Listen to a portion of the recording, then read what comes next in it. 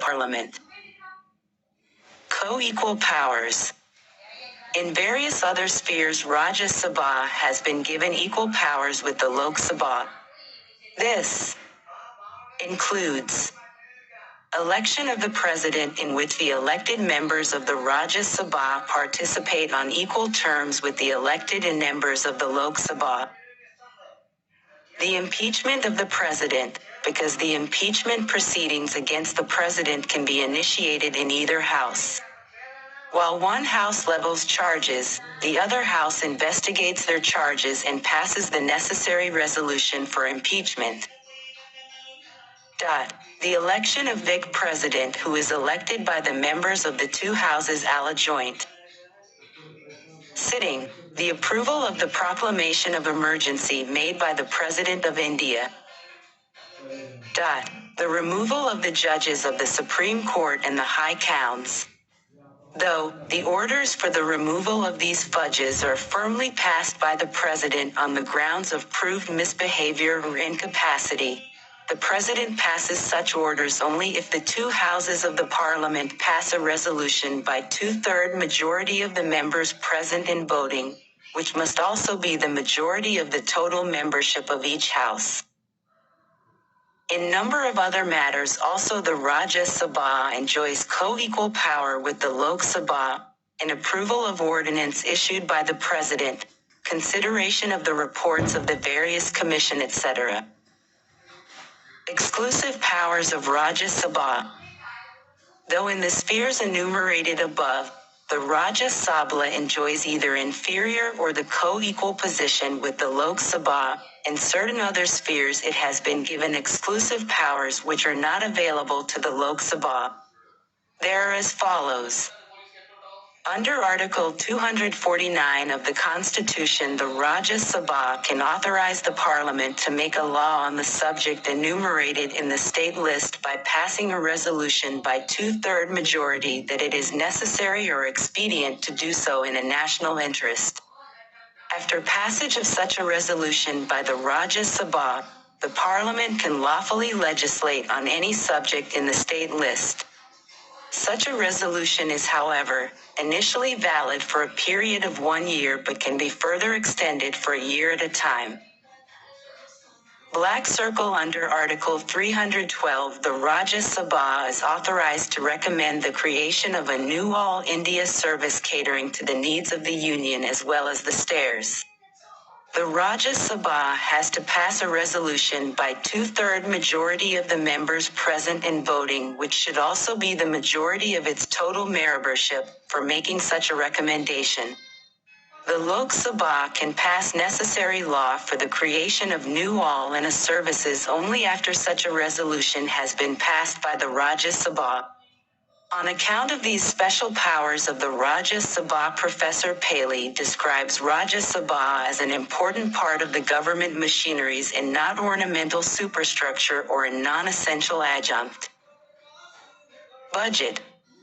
The Constitution refers to the budget as the annual financial statement.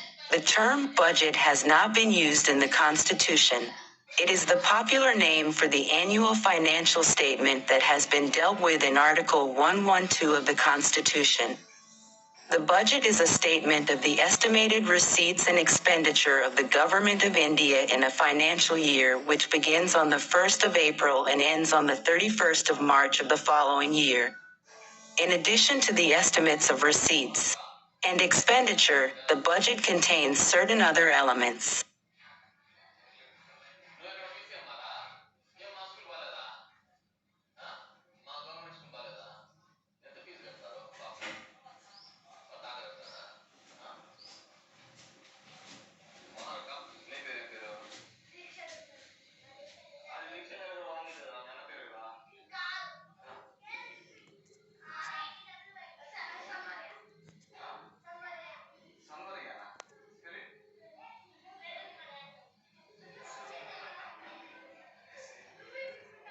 Constitutional framework.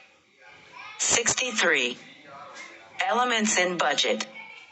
Overall, the budget contains estimates of revenue and capital receipts, ways and means to raise the revenue, Estimates of expenditure. Details of the actual receipts and expenditure of the closing financial year.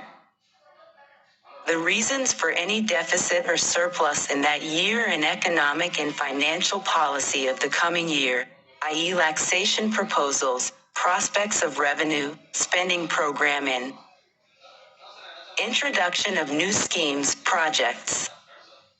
Types of budget. The Government of India had two budgets, namely, the railway budget and the general budget. Railway budget consists of the estimates of receipts and expenditures of only the Ministry of Railways. General budget consists of the estimates of receipts and expenditure of all the ministries of the Government of India, except the railways. The railway budget was separated from the general budget in 1921 on the recommendations of the Ackworth Committee. Merger of budget. But in 2017-18 financial year, railway budget got merged with the general budget on the recommendation of Bibek-de Broy Committee. Features and benefits of merger. The salient features of merger and its benefits given below. 1. Ministry of Railways will continue to function as a departmentally run commercial undertaking. A separate statement of budget estimates and demand for grant will be created for railways. A single appropriation bill, including the estimates of railways, will be prepared and presented by Ministry of Finance to Parliament, and all legislative work connected therewith will be handled by Ministry of Finance. Railways will get exemption from payment of dividend to general revenues, and its capital at charge would stand wiped off. Ministry of Finance will provide gross budgetary support to Ministry of Railways towards meeting of its capital expenditure. Part Railways may continue to raise resources from market through extra budgetary resources as at present to finance its capital expenditure. The presentation of a unified budget will help present a holistic picture of the financial position of the government. Merger of rail budget with union budget would facilitate multimodal transport planning between highways, railways and inland waterways, and it will allow Ministry of Finance greater elbow room at the time of mid-year review for better allocation of resources, etc. Constitutional provisions in budget. The Constitution of India contains certain provisions with regard to the enactment of budget. The President in every financial year shall cause it to be laid before both the Houses of Parliament, a statement of estimated receipts and expenditure of the Government of India for that year. No demand for grant shall be made except on the recommendation of the President. No money shall be withdrawn from the Consolidated Fund of India except under appropriation made by law. No money bill imposing a tax shall be introduced in the Parliament except on the recommendation of the President, and such a bill shall not be introduced in the Rajya Sabha. No tax shall be levied or collected except by authority of law. Parliament can reduce or abolish a tax but cannot increase it. The Constitution has also defined the relative roles or position of both the Houses of Parliament with regard to the enactment of the budget. A money bill or finance bill dealing with taxation cannot be introduced in the Rajya Sabha. It must be introduced only in the Lok Sabha. The Rajya Sabha has no power to vote on the demand for grants. It is the exclusive privilege of the Lok Sabha. The Rajya Sabha should return the money bill, or finance bill, to the Lok Sabha within 14 days.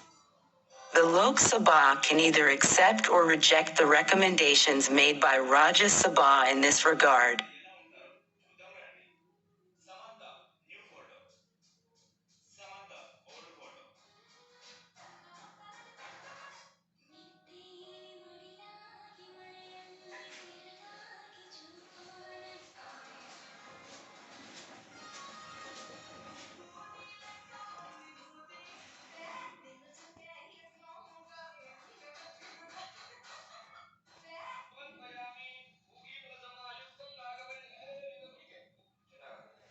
64. General Studies, Mains, Paper 2. Before the Rajya Sabha, which can only discuss it. The estimates of expenditure embodied in the budget shall show separately the expenditure charged on the Consolidated Fund of India and the expenditure made from the Consolidated Fund of India. The budget shall distinguish expenditure on revenue account from other expenditure. The charged expenditure can only be discussed by the Parliament, while the other type has to be voted by the Parliament. The list of the charged expenditure is as follows: emoluments and allowances of the President and other expenditure relating to his office, salaries and allowances of the Chairman and the Deputy Chairman of the Rajya Sabha and the Speaker and the Deputy Speaker of the Lok Sabha, salaries, allowances and pensions of the judges of the Supreme Court, pensions of the judges of high courts, salary, allowances and pension of the Controller and Auditor General, CAG, of India. Black circle salaries, allowances and pension of the Chairman and members of the Union Public Service Commission, UPSC. Administrative expenses of the Supreme Court, the Office of the Controller and Auditor General of India and the UPSC, including the salaries, allowances and pensions of the persons serving in these offices. The debt charges for which the government of India is liable, including interest, sinking fund charges and redemption charges and other expenditure relating to the raising of loans and the service and redemption of debt. Any CERN required to satisfy any judgment, decree, or award of any court or arbitral tribunal, any other expenditure declared by the Parliament to be so charged. Stages of budget. The budget goes through the certain stages in the Parliament. These are given as under. Presentation of budget. The general budget is presented to the Lok Sabha by the Finance Minister in first week of February. The Finance Minister presents the general budget with a speech known as the budget speech. At the end of the speech in the Lok Sabha, the budget is laid and has no power to vote on the demands for grants. An early presentation of budget will ensure that all legislative works are completed before the beginning of the new fiscal, from April, and help in funds allocated to various ministries flowing in from the first quarter. General discussion. The general discussion on budget begins a few days after its presentation. It takes place in both the Houses of Parliament and lasts usually for 3 to 4 days. During this stage, the Lok Sabha can discuss the budget as a whole or on any question of principle involved therein, but no cut motion can be moved nor can the budget be submitted to the vote of the House. The Finance Minister has a general right of reply at the end of the discussion. Scrutiny by departmental committees. After the general discussion on the budget is over, the Houses are adjourned for about 3 to 4 weeks. During this gap period, the departmental standing committees of Parliament examine and discuss in detail the demands for grants of the concerned ministries and prepare reports on them. These reports are submitted to both the Houses of Parliament for consideration. The standing committee system established as 1993 makes parliamentary financial control over ministries in much more detailed, close, in-depth and comprehensive. Voting on demands for grants. In the light of the reports of the departmental standing committees, the Lok Sabha takes up voting on demands for grants. The demands are presented ministry-wise. A demand becomes a grant after it has been duly voted. The following 2 points should be noted in this context. First, the voting on demands for grants is the exclusive privilege of the Lok Sabha, while the Rajya Sabha has no power of voting on the demands. Second, the voting is confined to the votable part of the budget. The expenditure charged on the Consolidated Fund of India is not submitted to the vote. C.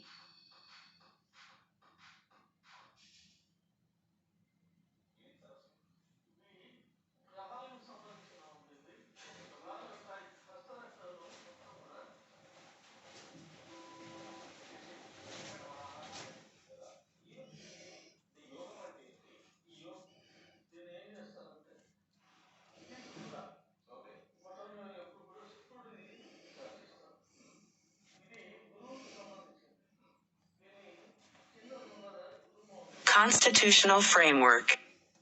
65. Cut motion. The different types of cut motions are discussed as under. Policy cut motion represents the disapproval of the policy underlying the demand. It states that the amount of the demand be reduced to 1. The members can also advocate an alternative policy.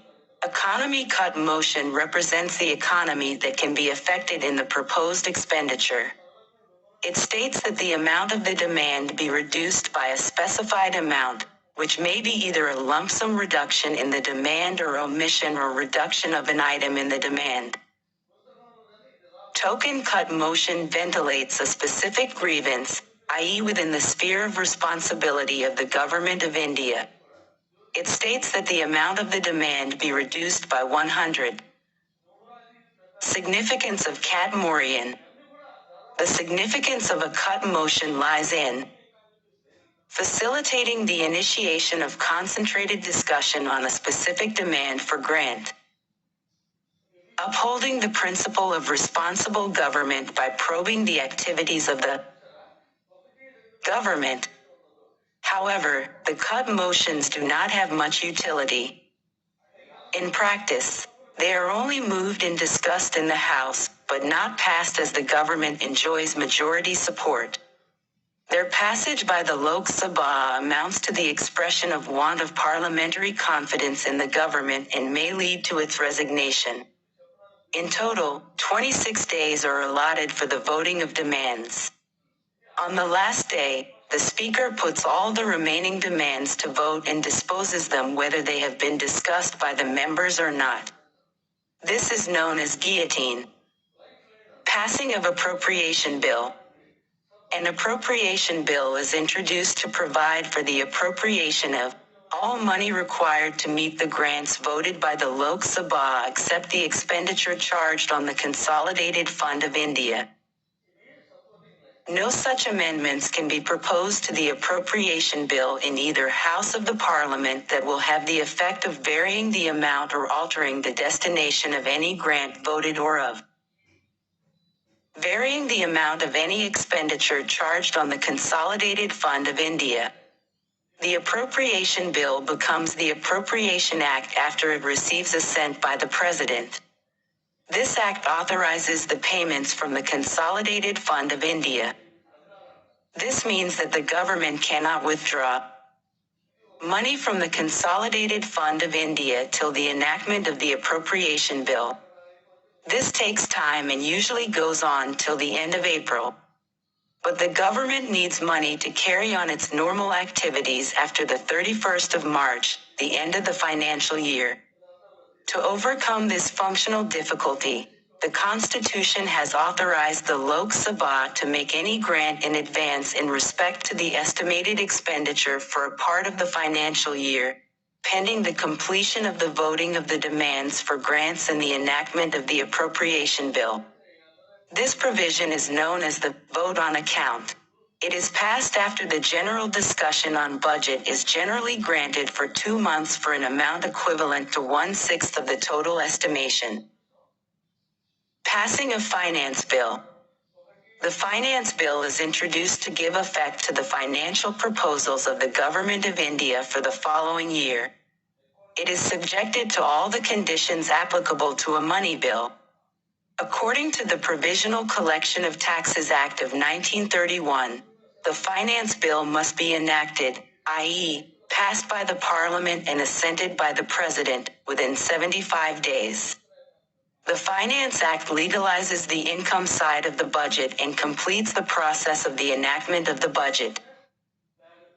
Grants under extraordinary circumstances in addition to the budget that contains the ordinary estimates of income and expenditure for one financial year. Various other grants are made by the Parliament under extraordinary or special circumstances.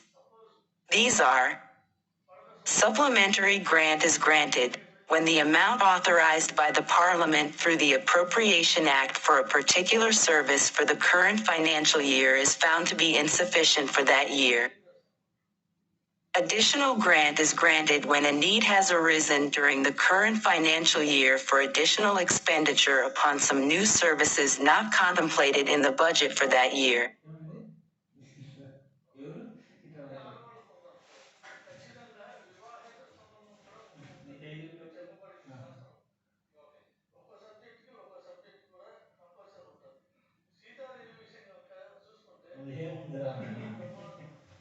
బక్వాస్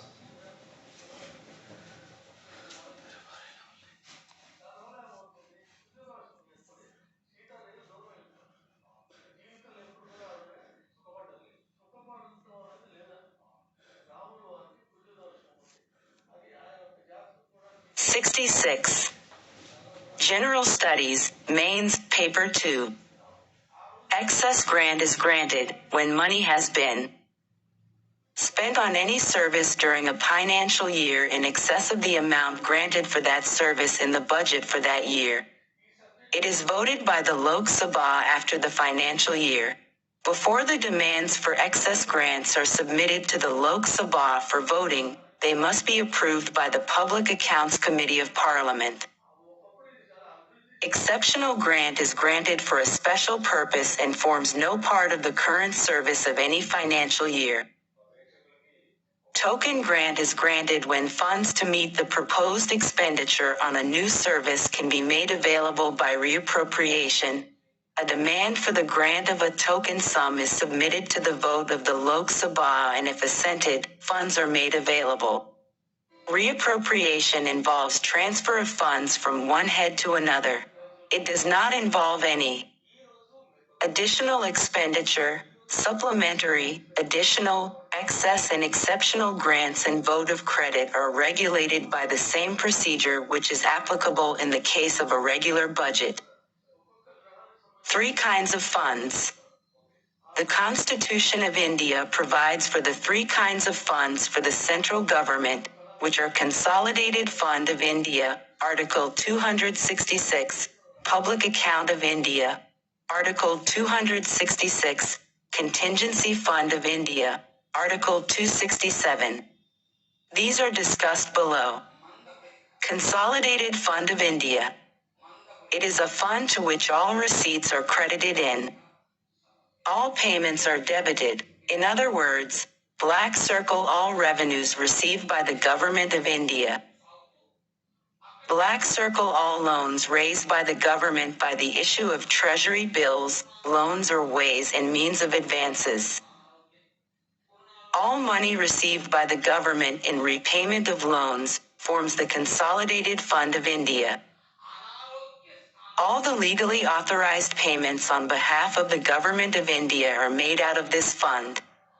No money out of this fund can be appropriated except in accordance with a parliamentary law. Public Account of India.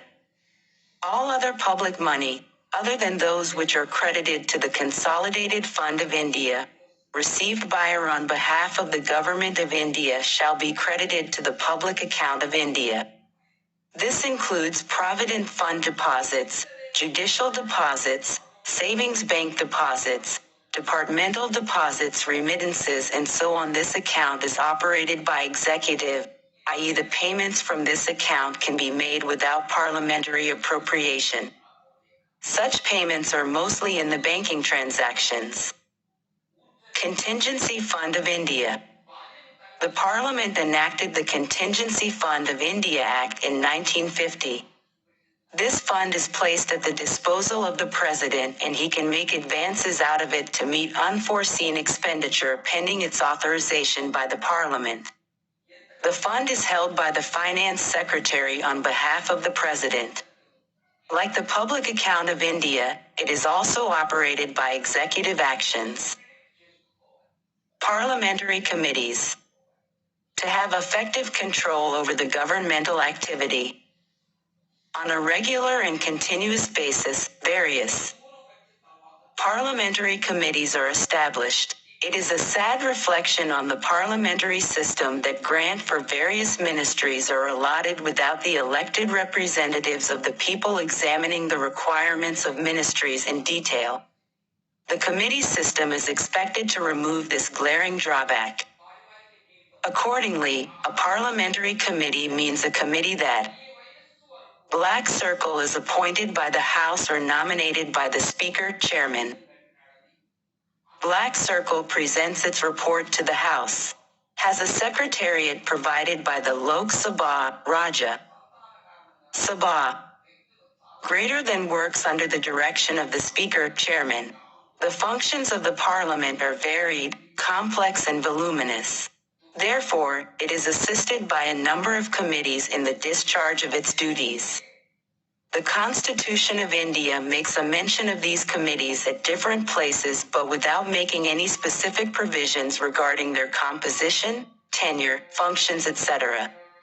All these matters are dealt by the rules of business of two houses.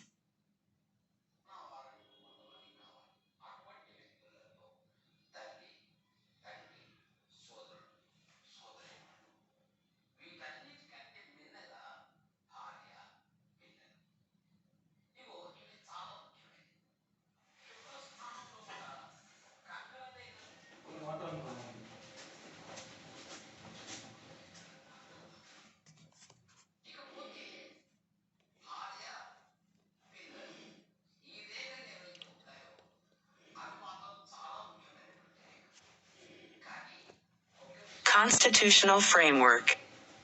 Kind of parliamentary committees. The parliamentary committees are of following two kinds. 67. 1. Standing committees. 2. Ad hoc committees. 1. Standing committees.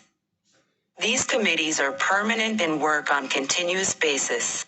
On the basis of the nature of functions performed by them, standing committees can be classified into the following 6 categories. 1. Financial committees. Public Accounts Committee. Estimates Committee. Black Circle Committee on Public Undertakings. 1. Departmental Standing Committees. M. Committees to inquire. IV. Committees to scrutinize and control. V. Committees relating to the day-to-day business of the House. V. Housekeeping committees or service committees. 1. Financial committees. Public Account Committee, PAC. This committee was set up first in 1921 under the provisions of the Government of India Act, 1919 and has since been in existence. At present, it consists of 22 members, 15 from LS and 7 from RS. The members are elected by the Parliament every year amongst its members according to the principle of proportional representation by means of single transferable vote. The chairman of PAC is appointed by Speaker from its members.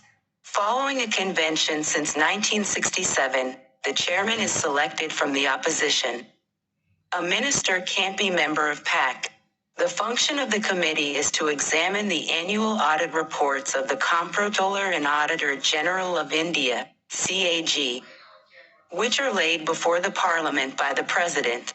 The committee examines public expenditure not only from legal and formal point of view but also from the point of view of economy, prudence, wisdom and propriety to bring out the cases of waste, loss, corruption, inefficiency and expenses. Some of the important functions of PAC are as under to examine the appropriation accounts and the finance accounts of the Union government and any other accounts laid before the Lok Sabha. To examine the accounts of state corporations, trading concerns and manufacturing projects and the audit report of CAG on them. To examine the money spent on any service during a financial year in excess of the amount granted by the Lok Sabha for that purpose, to examine the account of autonomous and semi-autonomous bodies, the audit of which is conducted by the CAG. To fulfill above functions, the committee is assisted by the CAG. In fact, the CAG acts as a guide, friend and philosopher of the committee. Estimates Committee. The Estimate Committee is consisted of 30 members. All the members are from Lok Sabha only. These members are selected every year. The chairman is appointed from the ruling party by the Speaker. The function of this committee is to examine the estimates included in the budget and suggest economies in public expenditure. Hence, it has been described as a continuous economy committee. Some of important functions of the Estimates Committee are as follows: to suggest ultimary policies in order to bring about efficiency and economy in administration, to report what economies, improvements in organization, efficiency and administrative reforms consistent with the policy underlying the estimates can be effected. Black circle, to examine whether the money is well laid out within the limits of the policy implied in the estimates. The committee shall not exercise its functions in relation to such public undertakings as are allotted to the Committee on Public Undertakings. The committee may continue the examination of the estimates from time to time, throughout the financial year, and report to the House as its examination proceeds. It shall not be incumbent on the committee to examine the entire estimates of any one year. The demands for grants may be finally voted despite the fact that the committee has made no report.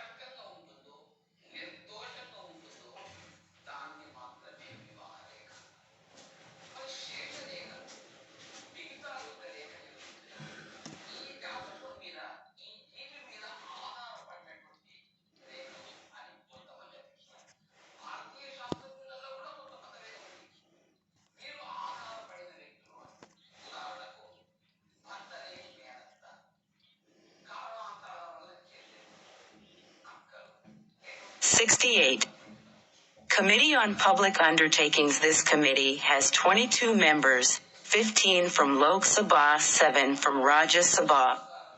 The members of this committee are elected by the Parliament every year from amongst its own members according to the principle of proportional representation by means of a single transferable vote. A minister cannot be elected as a member of the committee. The chairman of the committee is appointed by the Speaker from amongst its members who are drawn from the Lok Sabha only. Thus, the members of the committee who are from Rajya Sabha cannot be appointed as the chairman.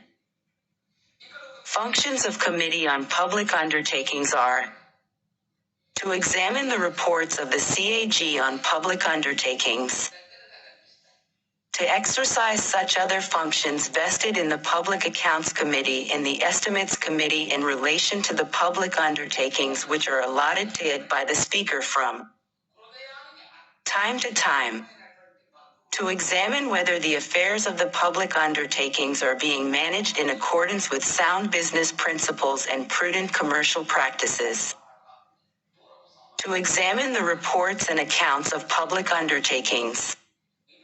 1. Departmental Standing Committees. The main objective of the standing committees is to secure more accountability of the executive to the Parliament, particularly financial accountability. They also assist the Parliament in debating the budget more effectively.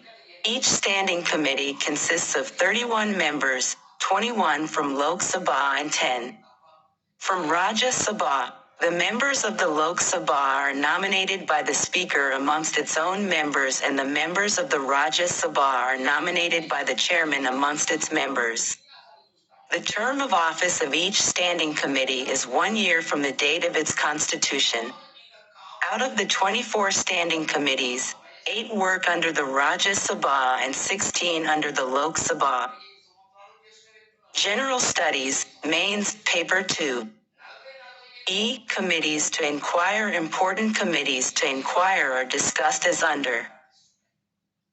Black Circle Committee on Petitions. The main purpose of this committee is to examine petitions on bills and on matters of general public importance. It also entertains representations from individuals and associations on matters pertaining to union subjects. Committee of Privileges. The functions of this committee are semi-judicial. It examines the cases of breach of privileges of the House and its members and recommends appropriate action. Ethics Committee. The committee enforces the code of conduct of members of Parliament. It examines the cases of misconduct and recommends appropriate action. Thus, it is engaged as maintaining discipline and decorum in Parliament. IV Committees to scrutinize and control. Important committees to scrutinize and control are discussed as under. Committee on Government Assurance. This committee examines the assurances, promises and undertakings given by ministers from time to time on the floor of the House and reports on the extent to which they have been carried through. It was constituted in 1953. Committee on Subordinate Legislation. This committee examines and reports to the House whether the powers to make regulations or conferred by the Constitution to the executive are being properly exercised by it. Committee on Welfare of SCs and STs. This committee consists of 30 members, 20 from Lok Sabha and 10 from Rajya Sabha. Its functions are to consider the reports of the National Commission for the SCS and the National Commission for the STs, to examine all matters relating to the welfare of SCS and STS, like implementations of constitutional and statutory safeguards, working of welfare programs, etc.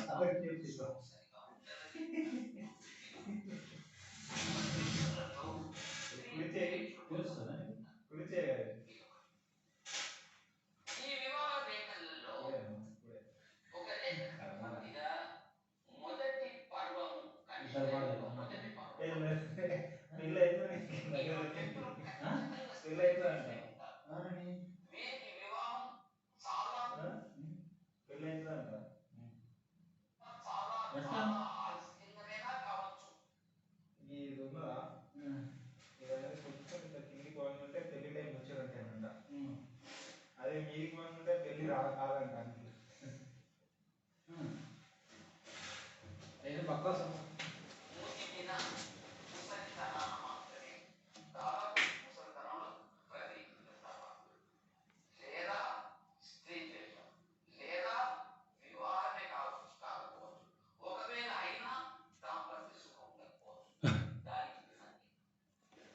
Constitutional Framework.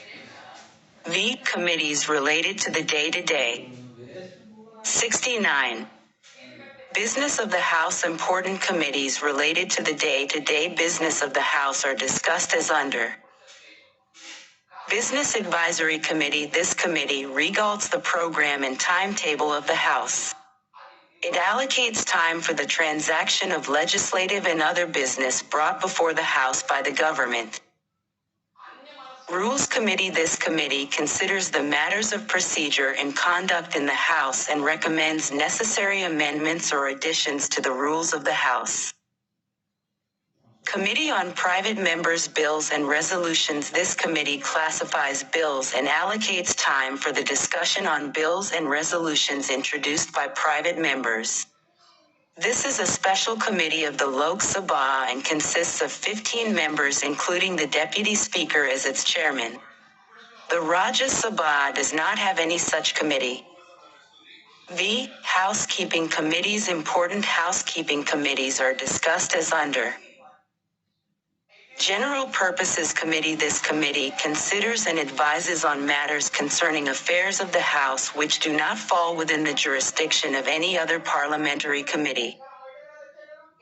House Committee. This committee deals with residential accommodation of members and other amenities like food, medical aid, etc. accorded to them in their houses and hostels in Delhi. Both the houses have their respective House committees. In the Lok Sabha, it consists of 12 members.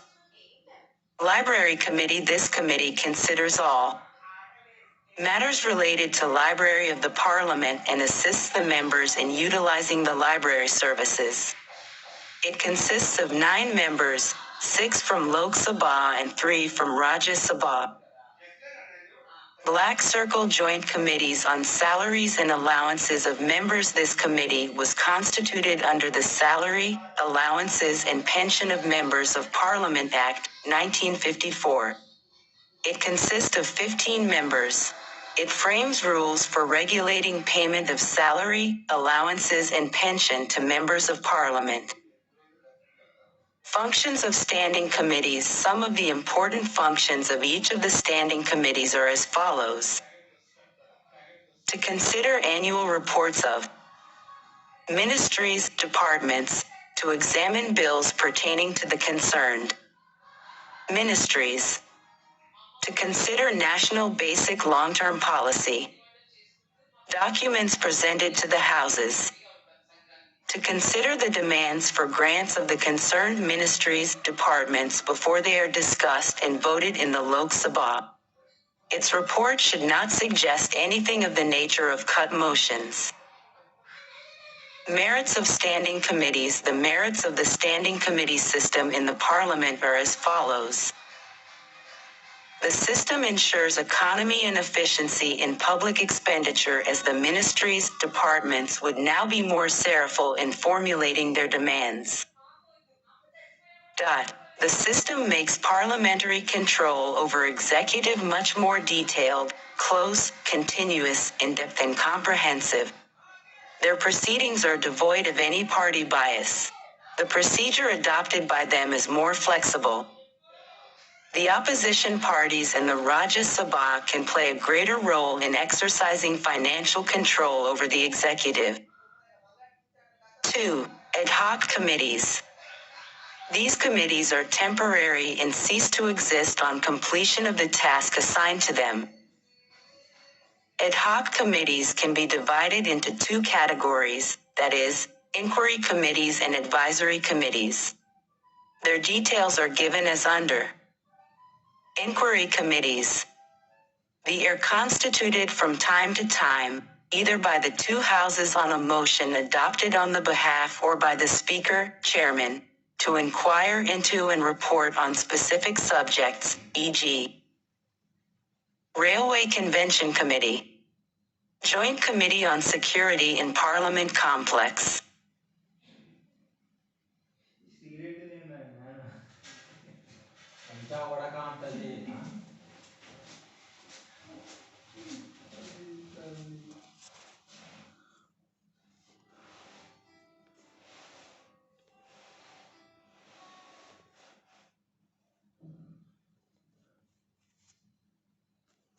(70) Committee on Members of Parliament Local Area Development Scheme, MPLADS. Black Circle Joint Committee to examine matters relating to allocation and pricing of telecom licenses and spectrum. Committee on Food Management in Parliament. House Complex. Advisory committees. They include select or joint committees on bills which are appointed to consider and report on particular bills. These committees are distinguishable from the other ad hoc committees as they are concerned with bills. The procedure to be followed by them is either when laid down in the rules of procedure or as per the directions issued by the Speaker, Chairman. Speaker. The Speaker is the most important conventional and ceremonial head of the Lok Sabha. Within the walls of the House, his authority is supreme. The most salient feature of his office is his impartiality. He is expected to wield his authority with the cold neutrality of the impartial judge. His impartiality is ensured by the provision that he would remain above party considerations and that he would vote only in case of a tie. He is expected to discharge his functions with the sense of justice and fairness, and his judgments and rulings should be sound and uninfluenced by passion or prejudice. Article 93 provides for Speaker and Deputy Speaker of the House of the People. Election of the Speaker. The Speaker is to be elected by the members of Lok Sabha amongst themselves. The election of the Speaker is to take place after each general election to the Lok Sabha and as when there is a vacancy in his office. The Constitution provides provision for his election, while the rules of the House provides for the procedure through which he is elected. The first stage in the election of the Speaker is the fixation of the date by the President on which the Speaker is to be elected. This date is fixed on the recommendation of the Prime Minister. The members of the Lok Sabha are informed of the date fixed by the President. General Studies, Mains, Paper 2. Through the Bulletin of Lok Sabha, at least a week's notice is given. Any member can propose the name of the other member for speakership. Such a proposal should be seconded by another member and consented by the member whose name is proposed. However, a member cannot propose or second his own name or propose or second more than one name. The official motion for speakership is proposed by the Prime Minister, while others are proposed by their proposers. All proposals are moved one by one in the order in which they are received by the Secretary. All motions are put to vote one by one the moment any motion is passed by the majority of members present and voting. The proposed candidate is declared elected and all the subsequent proposals are dropped. Even if there is only one candidate for speakership, the motion regarding his election is formally moved and carried by the House. Term of the Speaker. Once elected, the Speaker holds office from the date of his election until the first meeting of the next Lok Sabha. He is eligible for re-election. The Speaker ceases to hold his office if he ceases to be a member of the Lok Sabha. He may resign his office by addressing his resignation to the Deputy Speaker, who informs the House about the Speaker's resignation. While in office, he exercises the functions of his office throughout the term and cannot delegate them to anyone else. Removal of the Speaker. The Speaker may be removed from his office by a resolution passed by the majority of the total membership of the Lok Sabha. However, such a resolution can be moved only if at least 14 days' notice has been given by a member of his intention to move such a resolution. This resolution must clearly specify the charges against the Speaker. When such a resolution is under consideration of the House, then the Speaker is debarred from presiding over the House. In that case, the Deputy Speaker, or if he too is also not available, then any member of the panel of chairmen presides. Okay, madam, I can call back you tomorrow by arranging money. Okay, if not, I can answer you. Okay, thank you for calling, madam. Thank you for giving this information. Okay, thank you, madam.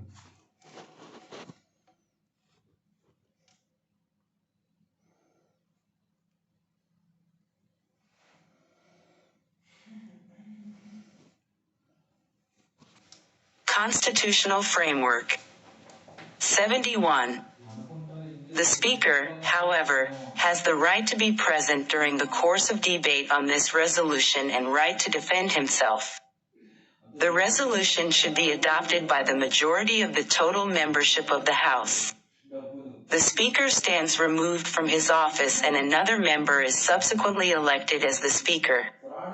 Until then, the Deputy Speaker officiates as Speaker. Powers of the Speaker.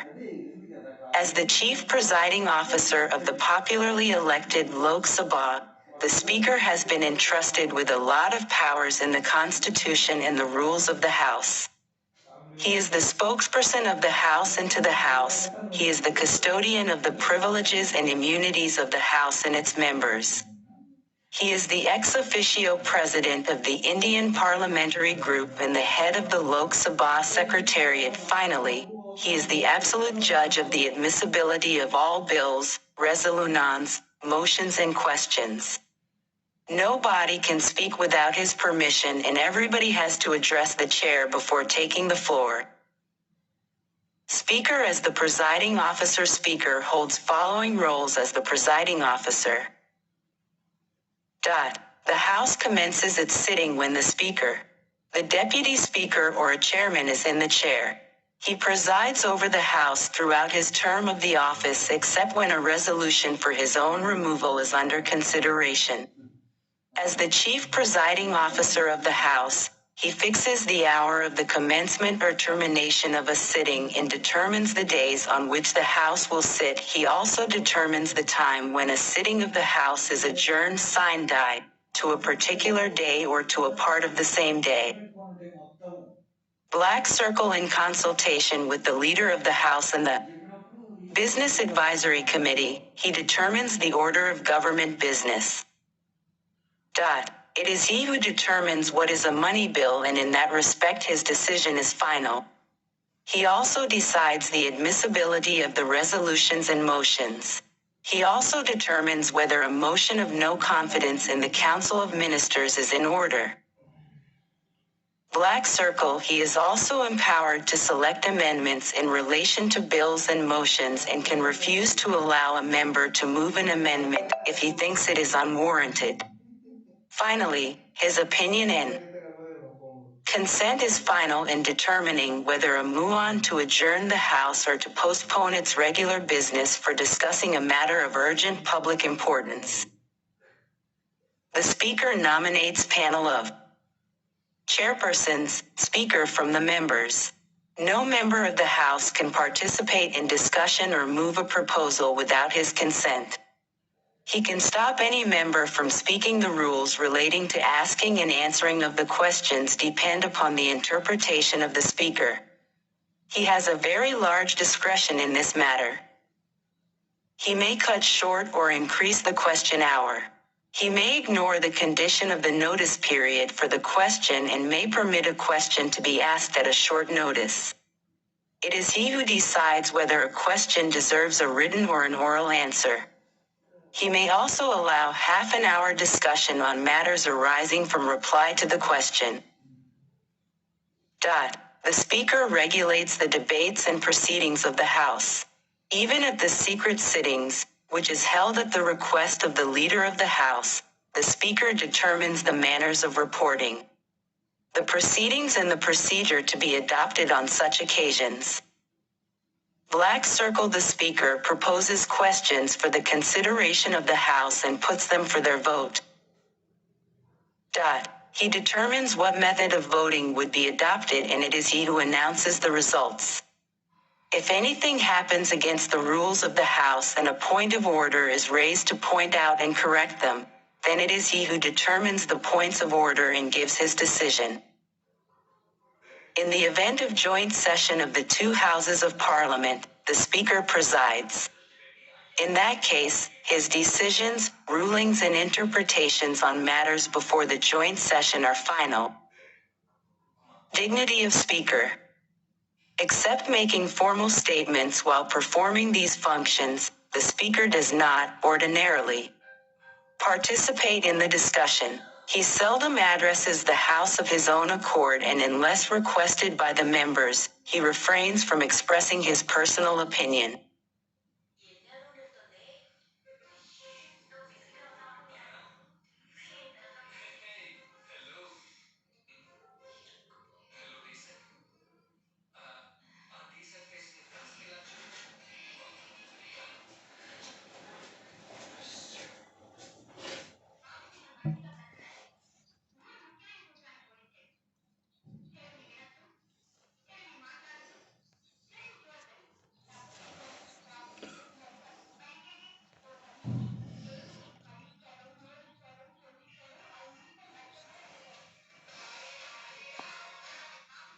72.